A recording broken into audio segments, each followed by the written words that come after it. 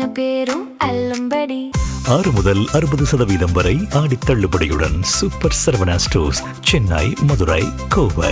நேயர்களே வணக்கம். இன்று நம்மோடு நேர்காணலுக்காக இணைந்திருக்கிறார் மூத்த பத்திரிகையாளர் தராசு ஷாம் அவர்கள். சார் வணக்கம்.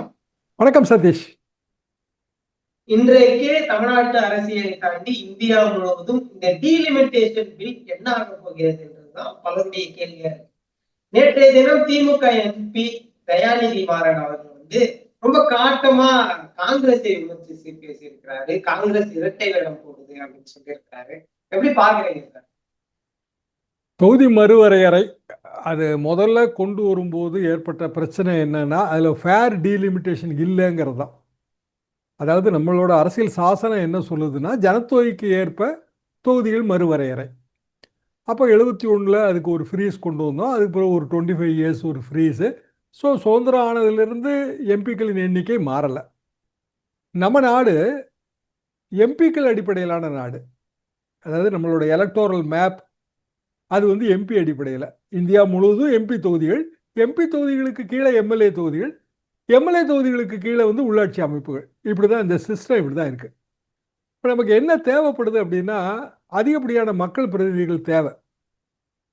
என்ன அது ரொம்ப செலவாகுங்க.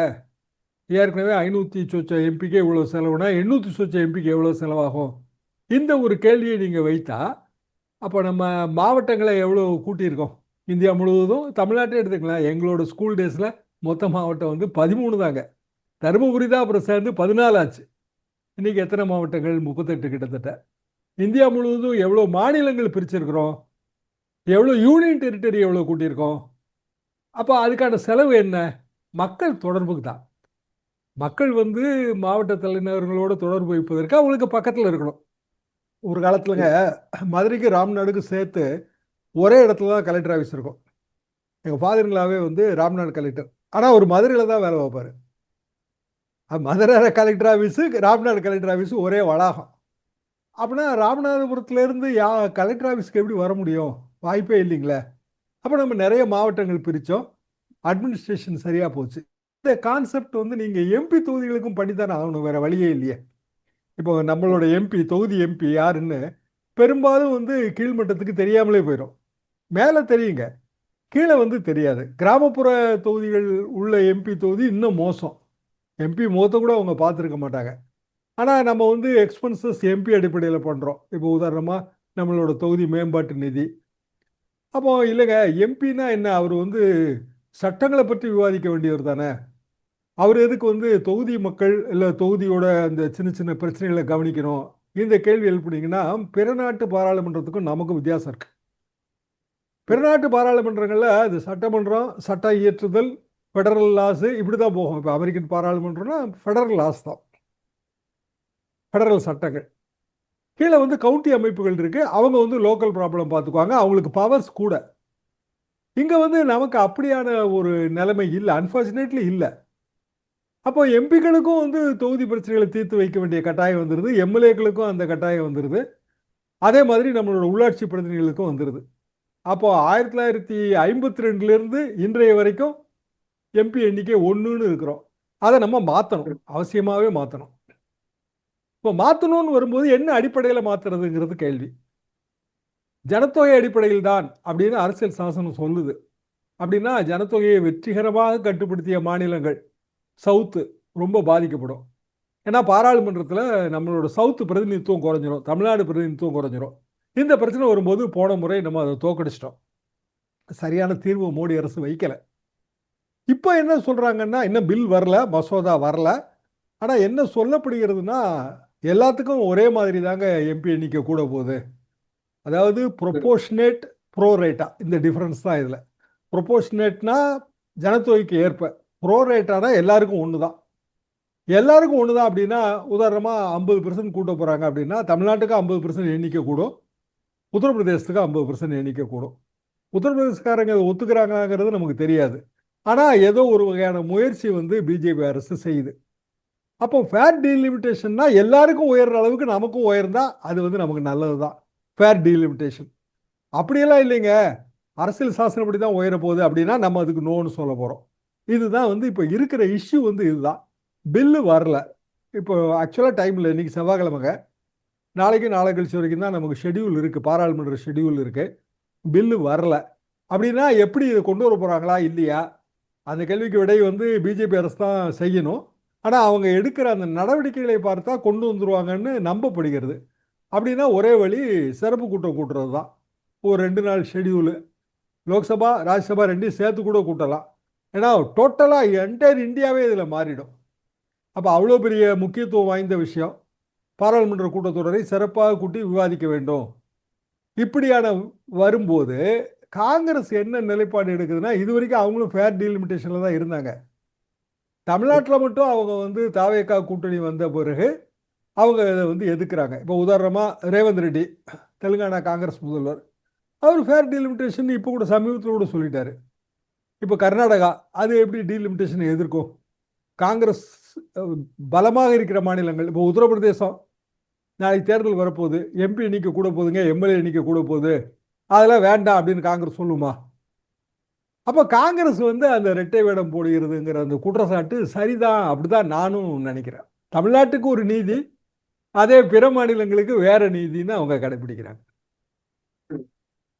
மத்திய அமைச்சர் கிரண் ரிஜிஜு சொல்லி இருக்கிறாரு, இந்த மசோதாவை நிறைவேற்ற போதிய ஸ்ட்ரென்த் எங்க கிட்ட இருக்கு அப்படின்னு. அது ஒரு பக்கம் பார்க்கும்போது, இன்னொரு புறம் முன்னாள் எம்பி கனிமொழி என் சோமு அவங்க சொல்லிருக்காங்க, அரசியல்ல நிரந்தர எதிரியும் இல்லை, நிரந்தர நண்பனும் இல்லை.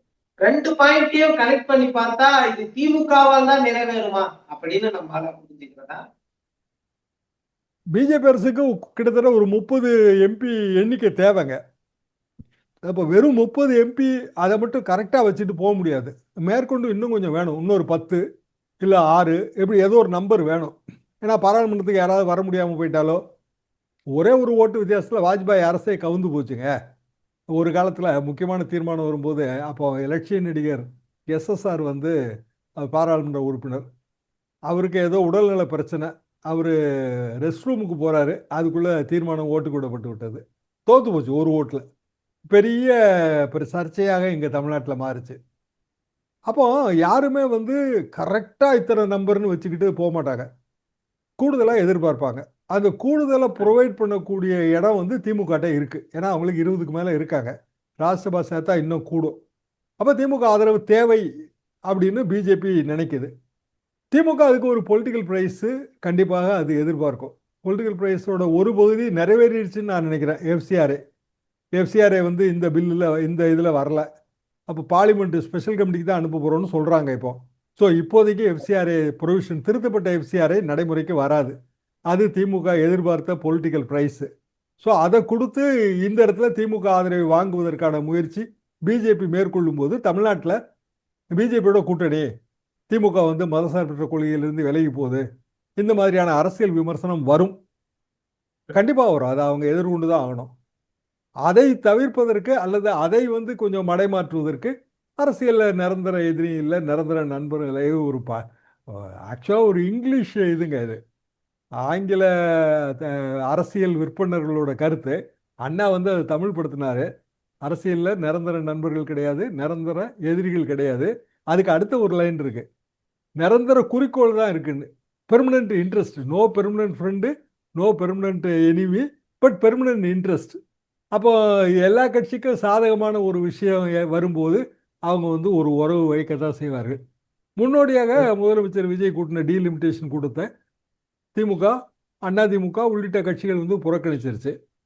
விஜய் அந்த கூட்டத்தை கூட்டி அந்த கூட்டத்தில் நிறைவேற்றப்பட்ட தீர்மானத்தில் முக்கியமானது என்னன்னா, டீலிமிட்டேஷன் தேவையில்லைன்னு தமிழ்நாடு சட்டமன்றத்தில் தீர்மானம் கொண்டு வரணுங்கிறது.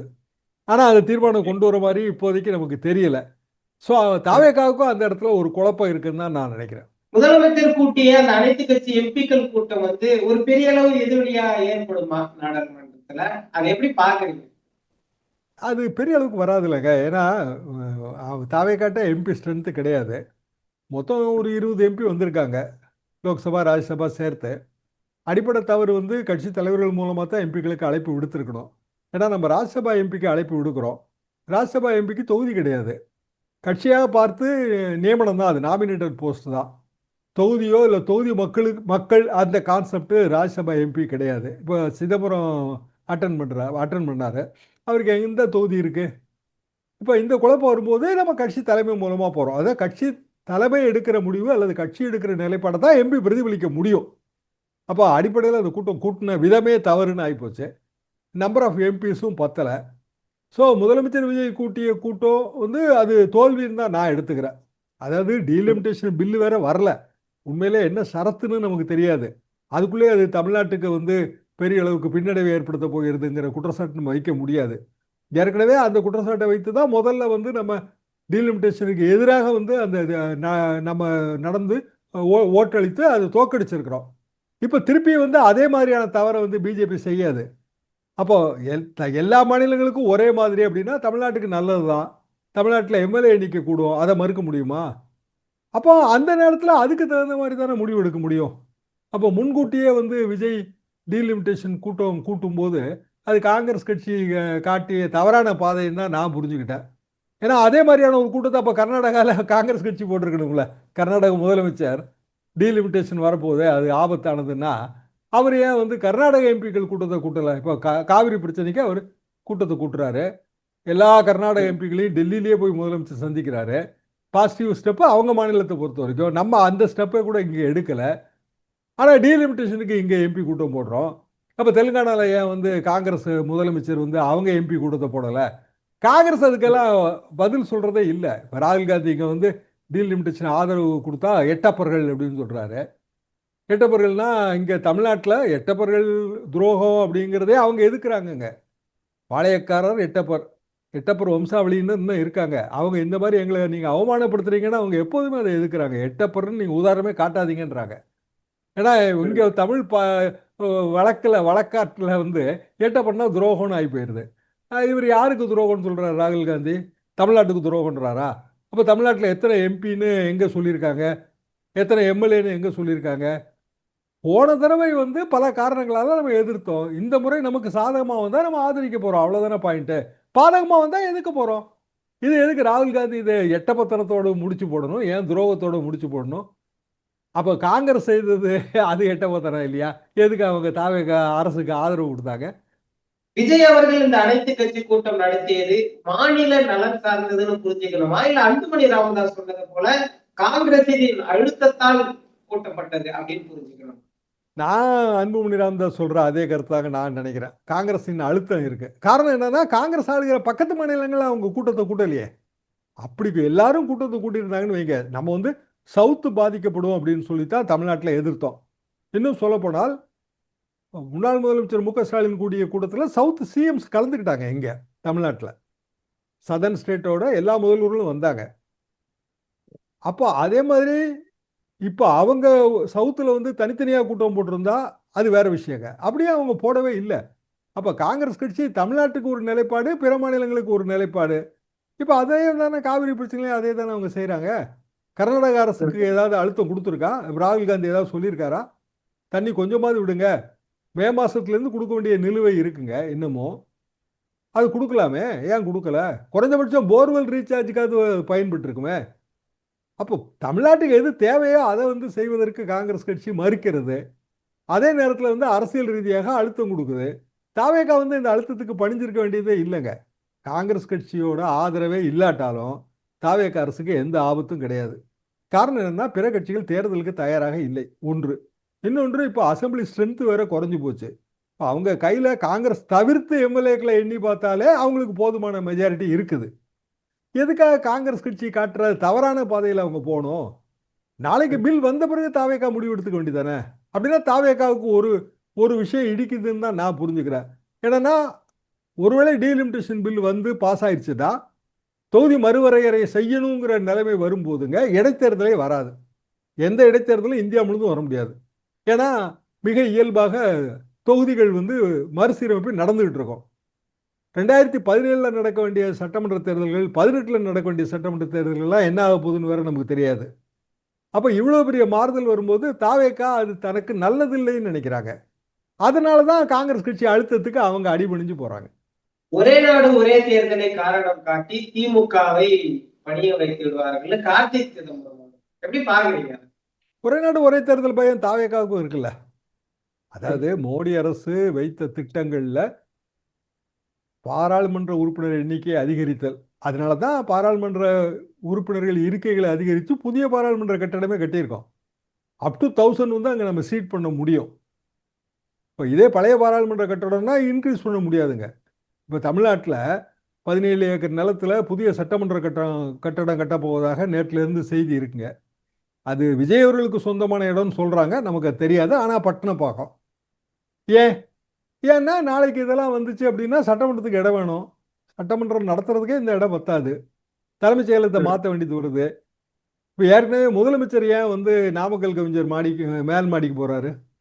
பல காரணங்கள் இருக்குங்க. ஆனால் மாற்றம் தவிர்க்க இல்லாது தானே, அதான பாயிண்ட்டு. முதலமைச்சரோட இப்போதைய கேபின் ஏதோ காரணங்களால அசௌகரியமாக இருக்கலாம், இன்னொரு இடத்துக்கு போகிறாரு. அப்போ நீங்கள் இது நாள் வரைக்கும் இங்கே தானே வேலை பார்த்தீங்க, எதுக்கு புது இடத்துக்கு போகிறீங்க அப்படின்னு நம்ம சொல்லலாமா? ஒவ்வொருவரும் வந்து வெவ்வேறு பிளான். அரசியலுங்கிறதே அப்படிதான். அவங்கவுங்க அந்தந்த கட்சி அவங்கவுங்க நன்மையை சேர்த்து தான் பிளான் பண்ணுவாங்க. ஒட்டுமொத்தமாக மாநிலத்தின் நன்மை என்னங்கிறத வாக்காளர்கள் டிசைட் பண்ணுவாங்க. மாநிலத்தின் நன்மை என்பது அதிகமான மக்கள் பிரதிநிதிகள் இருப்பது மாநிலத்துக்கு நல்லதுதாங்கிறதா என்னோட கருத்து. காரணம், கிட்டத்தட்ட வந்து நம்ம சுதந்திரான காலத்திலேருந்து இதுவரைக்கும் ஒரே நம்பரில் தாங்க இருக்கிறோம். 234 எப்போங்க வந்துச்சு? 39 பாராளுமன்ற தொகுதியாக மாறும். 41 இருந்ததுங்க என்னோட கல்லூரி நாட்களில். 41 பாராளுமன்ற நம்ம தமிழ்நாடு பாராளுமன்ற உறுப்பினர் எண்ணிக்கை. அது பல காரணங்களால் குறைஞ்சிது. அதாவது நம்ம பார்டர்லாம் மாறுச்சுங்க. பார்டர் மாறும்போது எம்பி எண்ணிக்கை குறைஞ்சிது. 39 ஸ்டாண்டர்ட். இப்போ 39க்கு ஒரு தொகுதிக்கு 6 சட்டமன்ற உறுப்பினர்கள், 234 சட்டமன்ற உறுப்பினர்கள். எனக்கே வந்து இது 1967 இருக்கிற நம்பர். 62 இதுதான் இருக்கு கிட்டத்தட்ட. அப்போ இன்னைய தேதிக்கு 60 வருஷம் ஆகுதுங்க. 60 வருஷம் தாண்டிட்டோம். 60 வருஷத்துல எவ்வளோ மாறுதல் ஏற்பட்டிருக்கு, எவ்வளோ மாவட்டங்கள் கூடியிருக்கு. ஆனால் உறுப்பினர்கள் எண்ணிக்கை மட்டும் அதுதான் அப்படிங்கிறதுல அர்த்தமே இல்லையே. நீங்கள் அதை மாற்றித்தானே ஆகணும். அப்போ எம்எல்ஏ எண்ணிக்கையை கூட்டணும் அப்படின்னா நீங்கள் எம்பி எண்ணிக்கையை கூட்டாமல் எம்எல்ஏ எண்ணிக்கையை கூட்ட முடியாது. எம்எல்ஏ எண்ணிக்கையை கூட்டினா ஒருவேளை தமிழ்நாடு 2ஆக பிரிச்சுருவாங்களோ அப்படி பயம் கூட இருக்கலாம். ஏன்னா அப்படித்தானே பிற மாநிலங்கள் பிரிக்கப்பட்டன. தாவேக்காவுக்கு அந்த பயம் கூட இருக்கலாம். ஸோ எது வேண்டுமானாலும் நடப்பதானே அரசியல். அதுக்கு தயாராக ஒரு அரசியல் கட்சி இருக்கணும். அரசியல் கட்சிக்கு அஜெண்டாவுக்கு ஏற்ப வந்து தேசிய அரசியல் நடக்காதே. மாநில அரசியல் கட்சி நிகழ்ச்சி நிரலுக்கு ஏற்ப ஒரு தேசிய கட்சியோட அரசியல் நடக்குமா? பிஜேபி எதிர்க்க வேண்டியது காங்கிரஸ் வேலை. அது காங்கிரஸ் எதுக்குது? அப்போமா அதே காங்கிரஸ் வந்து போன முறை வந்து பேனரை வச்சுட்டு நின்னது என்ன பேனர் வச்சுருந்தாங்க? ஃபேர் டீலிமிட்டேஷனுங்கிற பேனர் தானே. திமுக எம்பி நம்ம திருச்சி சிவா கூட அந்த பேனரில் அந்த ஃபோட்டோவில் தெரிவாருங்க, ஒரு பக்கம் பிடிச்சிட்டு நிற்பார். அப்போ ஃபேர் டீலிமிட்டேஷனா நோ டீலிமிட்டேஷனா? ஃபேர் டீலிமிட்டேஷன் என்பது எல்லா கட்சிகளோட நிலைப்பாடு, காங்கிரஸ் உள்ளிட்ட திமுக உள்ளிட்ட. நோ டீலிமிட்டேஷனுங்கிற நிலைப்பாடு அது அவங்க ஃபேராக நடந்துக்கலைன்னா நோ, ஃபேராக நடந்துக்க போகிறாங்கன்னா எஸ். 2 தானே வித்தியாசம் அதில்.